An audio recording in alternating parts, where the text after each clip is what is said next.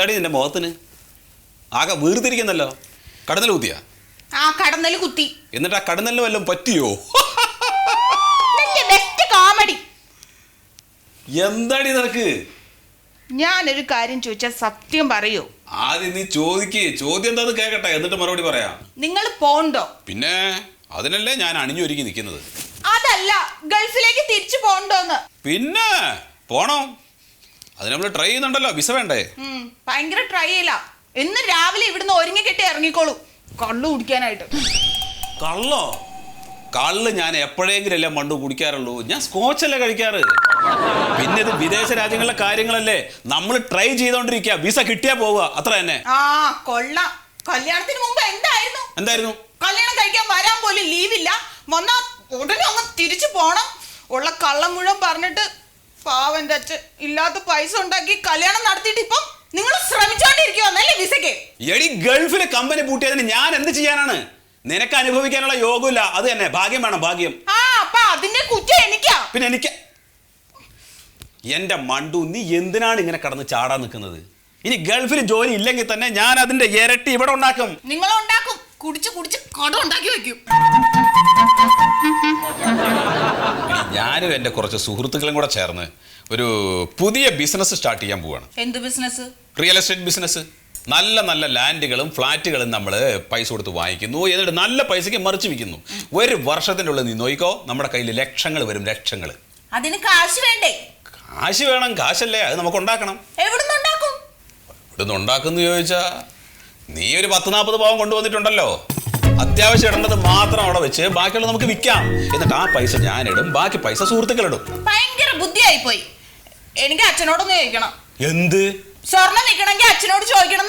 എന്തിന്? എന്തിനാ? അച്ഛന് എനിക്ക് തന്ന സ്വർണ്ണമല്ലേ, അത് വിൽക്കുമ്പോ അച്ഛനോട് ചോദിക്കണം. അച്ഛൻ നമുക്ക് സ്ത്രീധനമായിട്ട് തന്നതാണ്. നമുക്കല്ല, എനിക്ക്. നിനക്കെന്ന് പറഞ്ഞാൽ എനിക്കും കൂടി ഉള്ളതല്ലേ? എന്തൊക്കെയായാലും എന്റെ അച്ഛനോട് ചോദിക്കാതെ ഞാൻ ഒന്നും ചെയ്യില്ല. നിങ്ങളെ കല്യാണം കഴിച്ചതേ എന്നെ പറ്റിച്ചിട്ടാ. ഇനി ഇതും കൊണ്ടുപോയി എന്നെ പറ്റിക്കില്ലെന്ന് ആർക്കറിയാം? ഞാൻ എന്ത് പറഞ്ഞാടി നിന്നെ പറ്റിച്ചത്? നിങ്ങൾ വലിയ ഗൾഫുകാരനാന്നും പറഞ്ഞല്ലേ എന്നെ കല്യാണം കഴിച്ചത്. ഞാൻ അതിനെ പറ്റിച്ചാണ്. പിന്നല്ലാതെ ഞാൻ ഗൾഫിൽ തന്നെ ആയിരുന്നടി. ഞാൻ ഷാർജയിലായിരുന്നു 10 കൊല്ലം. നിങ്ങൾ എന്തൊക്കെ പറഞ്ഞാലും എന്റെ അച്ഛനോട് ചോദിക്കാതെ ഞാൻ ഒന്നും ചെയ്യില്ല. ആരടി നിന്റെ അച്ഛൻ? നിന്റെ അച്ഛൻ അറിഞ്ഞു കഴിഞ്ഞാൽ എന്നെ മൂക്കിൽ വലിക്കൂ. നിങ്ങൾക്ക് നാണില്ലല്ലോ മനുഷ്യ. ജോലിയില്ല, കൂലിയില്ല, എന്നിട്ട് എന്റെ വീട്ടിൽ നിന്ന് കൊണ്ടുവന്ന ഇപ്പൊ തിന്നാ. ഓ പിന്നെ നിന്റെ വീട്ടിൽ നിന്ന് കൊണ്ടുപോകണ്ടല്ലോ ഇവിടെ ചെലവ് നടക്കുന്നത്. എന്റെ സ്വർണം ഞാൻ തരില്ല.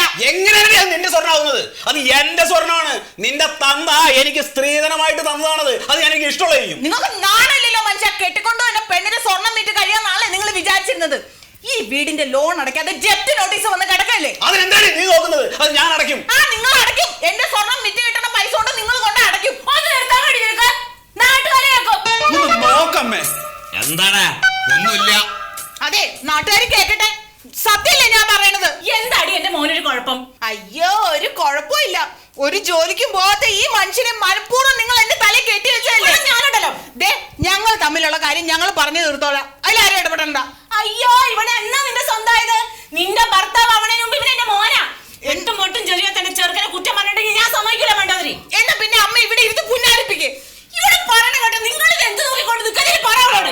അതെ, ഈ വീട്ടിലെങ്ങനെ സ്ത്രീകളൊക്കെ സംസാരിക്കരുത്. ഇതുവരെ അങ്ങനെ ഉണ്ടായിട്ടില്ല അവിടെ. അതായിരിക്കും അച്ഛൻ മിണ്ടാതെ അമ്മയുടെ പുറകെ നടക്കണം. മണ്ടു, നീ ദയവ് ചെയ്തൊന്ന് നിർത്ത്. പിന്നെ എനിക്ക് എന്റെ കാര്യം പറയണ്ടേ? നിങ്ങൾ ഇതിൽ ഇടപെടണ്ട. എന്നാ പിന്നെ ഞങ്ങളെ വല്ല അനാഥാലയത്തിലും കൊണ്ടുവന്നിട്ടാ. ഇപ്പൊ ഇതൊന്നും കാണണ്ടല്ലോ. എന്റെ അമ്മ ഒന്നും ഒച്ചെടുക്കാതെ പോ. ഞങ്ങളോട് എങ്ങോട്ടെങ്കിലും ഇറങ്ങി പോകാൻ. കണ്ടോ, ഇപ്പൊ നാശമായി നമ്മള്. മണ്ടു, ഒന്ന് നിർത്തടി. എന്റെ അച്ഛനമ്മയും എല്ലാം പറഞ്ഞാലുണ്ടല്ലോ, അടിച്ച് നിന്നെ കണ്ണ് ഞാൻ പൊട്ടിക്കും. ഞാൻ എനിക്ക് ഇഷ്ടമുള്ള ചെയ്യണേ. ചിലപ്പോ പണിക്ക് പോകും, ചിലപ്പോ പോവില്ല. അതെനിക്ക് ഇഷ്ടം. ഓക്കെ, അടങ്ങി ഒതുങ്ങി ഇവിടെ കഴിയാൻ പറ്റുമെങ്കിൽ മാത്രം കഴിഞ്ഞാൽ മതി. ഇല്ല ഇറങ്ങി പോകരുത്. അത് ശരി. അപ്പൊ എന്നെ ഇവിടുന്ന് ഇറക്കി വിടാനുള്ള പരിപാടി. ഇനി നീ മിണ്ടരുത്. ഞാനാണ് ഭർത്താവ്. അടങ്ങി ഒതുങ്ങി എന്റെ കാൽ കീഴിൽ കിടന്നോളൂ.